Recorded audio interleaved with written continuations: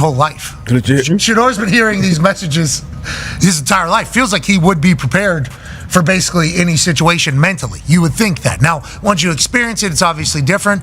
But I think listening to Coach Prime say, like, this is Shedeur Sanders we're talking about here. Whenever people were asking a lot of questions, it's like he was saying, you don't think that I've taught him how to be a professional? That's basically what you're saying. I'm intrigued to see how it works out. Dylan Gabriel, not talked about at all. 3rd-round pick, drafted ahead of Shedeur Sanders. Kenny Pickett, last guy to touch ball in the Super Bowl. Yeah, it was. And Joey Flacco, last guy to take the Cleveland Browns to the playoffs. What do you get when you replace Shedeur Sanders with Kenny Pickett as QB1? A full-blown McAfee meltdown. This isn't just a sports take. It's a caffeinated rant with the volume cranked to 100. Pat McAfee's veins nearly burst on live TV. And let's just say, chairs were harmed. Why is Shadeur getting sidelined? Who thought this was a good idea? Grab your popcorn. This spirals faster than a botched Hail Mary at 4th and dumb. Let's dive into the chaos. Pat McAfee, ESPN analyst, met Shedeur Sanders recently in the past and said these words right here. You are one tough cookie. I enjoy the way you play football at that quarterback position.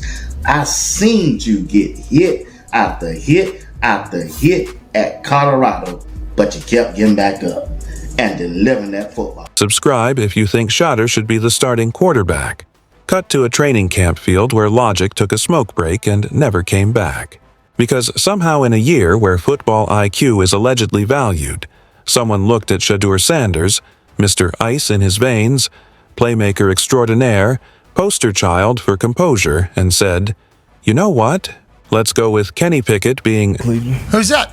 We know. They traded for Kenny, so him. It'll be twice. Hey, I love Dylan Gabriel. I love Pickett. I love Flacco. Oh, it's gonna be stop. Shedeur.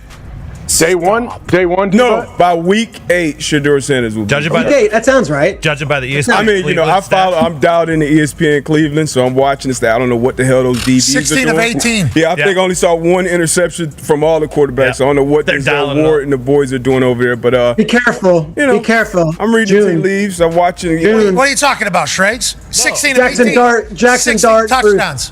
threw 3 touchdowns today. Like, be careful. Never gonna happen. Holy shit. Eddie, Better really? than not throwing them. Put it on the bottom line. Yeah, it is a lot better than not throwing. Good call, AJ. I get it. Yes, that Kenny Pickett, the guy whose football highlight reel looks like a commercial for caution tape. Meanwhile, Shedeur's tape is literal poetry. If NFL tapes were Tinder profiles, Shadeur would be getting swiped right by every GM from here to Mars. But no, instead of letting him cook, they handed the kitchen keys to a guy who couldn't lead a Thanksgiving prayer, let alone an NFL offense. It's about damn time. Shedeur Sanders has officially been named the starting quarterback of the Cleveland Browns after the conclusion of minicamp. And let me show you guys the stats of the 4 quarterbacks from the Browns during minicamp. Because obviously this job was not easy to get due to the fact that he was going against 3 legit quarterbacks to get this starting job. Kenny Pickett, who they just signed, Joe Flacco, the Hall of Famer, and then the guy that they selected in the draft before him in Dylan Gabriel. But Shedeur Sanders went off in minicamp, and let me show you guys the stats, which is the reason why he is being named the starter. And that's when Pat McAfee lost what was left of his vocal cords. A full-throttle Red Bull-fueled meltdown. Imagine a man who's just watched his prized racehorse get replaced by a drunk mule wearing cleats. That was the vibe. The kind of rage that could power a small town if harnessed correctly. He's tough. He takes a lot of pride in getting up. Now, I know he has a watch, and I know he's been rich his whole life, and I know people think everything's been handed to him, but I think he's taken that and gone the complete opposite direction, wanting to prove that he's just as tough, if not tougher, than everybody else. He got hit more than anybody, and he would pop right back up. And some of these shots he was taking were like full spears, like Braun Breaker spears in the middle of a game. He's getting speared through the earth, and then he would pop back up, not even miss a play. It's like that durability is something that is very much respected and appreciated. Because let's talk about Shedeur. This isn't just a quarterback. This is a walking quarterback clinic with a killer smile. Precision passes, check. Pocket awareness, check. The ability to throw under pressure without combusting like a dollar store hoverboard, triple check. The man sees blitzes coming like he's Neo in the Matrix. Shadeur doesn't just play football. He orchestrates it like Beethoven, but with better footwork and more shoulder pads. He reads defenses like they're open books. Complex coverage. Shadeur translates it into English, then burns it with a 40-yard laser. He's mobile, but not chaotic. Confident, not cocky. The kind of quarterback you build dynasties around. And if you ever doubted it, just look at the stats. 3,200-plus passing yards, 27 touchdowns, minimal interceptions, and that's behind an offensive line that could barely keep a drunk squirrel out of the backfield. Shedeur was out there turning chaos into elegance while getting hit like he owed someone money. Meanwhile, Kenny Pickett's highlight reel plays like it was edited by someone trying to meet a deadline with dial-up internet. He has the energy of a lukewarm toaster. Yes, he's been in the league longer, but let's not confuse mileage with momentum. Some cars just rust in the garage. You don't pick the guy with 3 check engine lights just because he's got a couple more miles under the hood. Most efficient and most productive with the fewest reps. Again, not a mathematician, but that feels important to me. The Herd newsroom is calling it in Ohio. By a landslide, Shedeur Sanders should be starting. All I know, with very average personnel outside of Travis Hunter, against the very best teams he played. They didn't win games, but he was highly productive. This move didn't just surprise fans. It slapped them across the face with a soggy playbook. Fans were checking their notifications like, this has to be satire, right? Unfortunately, no. This was a real decision made by people allegedly paid to make smart football decisions. Somewhere, a clipboard cracked itself in half out of protest. And Pat McAfee reacted like someone replaced his espresso shot with NyQuil, arms flailing, voice breaking every sound barrier known to man. And he wasn't wrong. This is football malpractice. You don't sit the guy who moves the chains, electrifies the locker room, and literally makes your team marketable in the TikTok era. Shedeur isn't just a quarterback. He's a movement. This wasn't just football. It felt like a dusty play from an old-school manual. Play it safe. Stick with the status quo. Ignore the future. Because if Shedeur were given even half the leash others get, he'd be rewriting rookie year expectations like a kid editing his grades before report cards drop. They already think that Shadeur's better than him. He jumped on top of him, right? So now you're in third place. Similar situation, rookie quarterback that had chance to start, but how'd he get there? Some guys like Dak Prescott and Russell Wilson. If you look at Dak, he was 5-0. 5-0 as in 5 touchdowns, 0 picks. Preseason. In 3 games, he looked good. Okay, maybe we could start this dude. Russ was like 5 for 1. That means 5 touchdowns and 1 pick in 4 games. And it was like, okay. And it started with OTAs, and then it finished with the preseason. And I think if Shedeur goes in the preseason and balls out, then we won't see what you got when the coach ain't on the field talking to you. Yeah. I think if he does that, he'll have a chance, man. But nah. Instead, the coaching staff decided to put all their eggs in Kenny Pickett's moderately cracked basket. A decision that says, why take the Lamborghini when we could roll the dice with a 2011 Chevy Malibu with commitment issues? And oh, the irony. You have a quarterback who practically breathes leadership, who eats blintzes for breakfast and asks for seconds, and you say, let's stash him on the sidelines. That's not development. That's suppression. That's stuffing potential into a drawer and forgetting it exists until week 9 when the offense looks like a DIY disaster. Let's be real. Shedeur isn't your average rookie. He comes in with the poise of a seasoned vet and the hunger of a walk-on. He doesn't need training wheels. He needs a runway. And instead of giving him the keys to the offense, they handed him a clipboard and a polite nod. It's like telling Picasso to try finger painting first. You either have it or you don't. And guess what? Kenny Pickett doesn't. You want to talk about marketing, jerseys, and fan engagement? Shadeur's got more cultural momentum than the Marvel Cinematic Universe in 2012. Browns at some point this year. Lead with work, not clout. I think he took on the persona of a DB, not a QB. As a DB, you're able to do certain things. You can speak loud and be rambunctious and have that bravado, but as a quarterback, reminder, you are the CEO of that franchise. This is the best situation for Shedeur because he has to claw his way to the top. Does he have the capabilities of doing it? Absolutely. His name trends when he sneezes. He doesn't just sell hope. He is the hope, and that matters. This league isn't just about wins anymore. It's about relevance. And Shedeur is relevant with a rocket arm and Nike cleats. But here we are watching the franchise tuck that relevance into the QB2 spot like it's a spare charger you keep around just in case. The internet is combusting. Fan bases are tweeting in tongues. Even opposing defensive coordinators are confused, probably whispering, "Wait, we don't have to prepare for Shedeur yet. Thank you, football gods." And of course, McAfee's reaction is just the cherry on top. His disbelief had layers. It wasn't just frustration. It was existential. Like someone trying to make sense of a Rubik's Cube that just slapped them back. He wasn't mad because it affected his fantasy team. He was mad because football logic took a vacation to Neptune.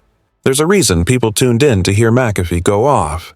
It's not just the theatrics. It's because deep down, everyone knows he's right. You don't put lightning in a bottle and leave it on the shelf. You let it loose and he's sitting there, helmet on, watching someone else run an offense that was practically designed for him. Pat McAfee's meltdown wasn't just a rant. It was a caffeinated prophecy wrapped in a Red Bull explosion. You could literally see his soul leaving his body for a brief moment as the words, Kenny Pickett named QB1, hit his eardrums like a rogue marching band. The disbelief, the squinted rage, the gesticulating like he was signaling planes. It was pure sports theater. Some balls coming out of Shedeur Sanders at that kid. I'm like,